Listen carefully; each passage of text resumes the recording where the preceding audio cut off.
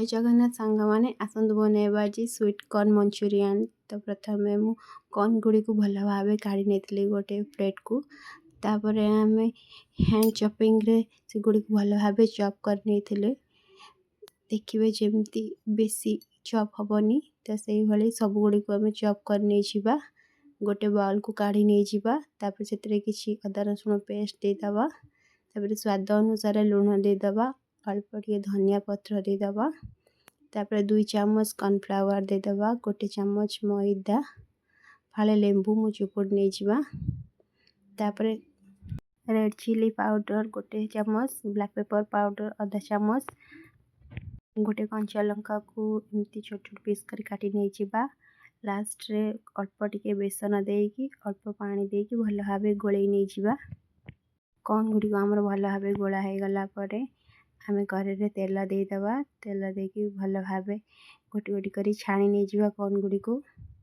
तापर भल भाव छाणी हो गला आमर आ गोटे कड़े तेल नहीं जावा। आगु काटी रखी अदा रसुण किसी कंचा लंका को पैन देकी भल भाव भाजी नहीं जावा।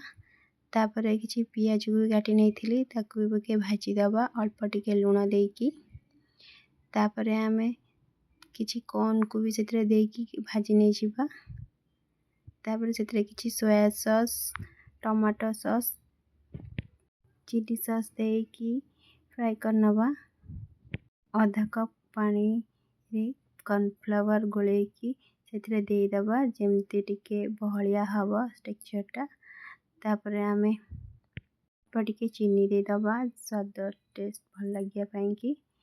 तापर आम छाणी रखी कॉर्न को से देकी भल भाव घोड़े दबा किसी समय पाई। तापर आम से ब्लैक पेपर पाउडर धनिया पत्र देके गार्निशिंग कर देवा प्रस्तुत होमर कॉर्न मंचूरियन। वीडियोटी भल लगे लाइक शेयर सब्सक्राइब निश्चय करेंगे। रही जय जगन्नाथ।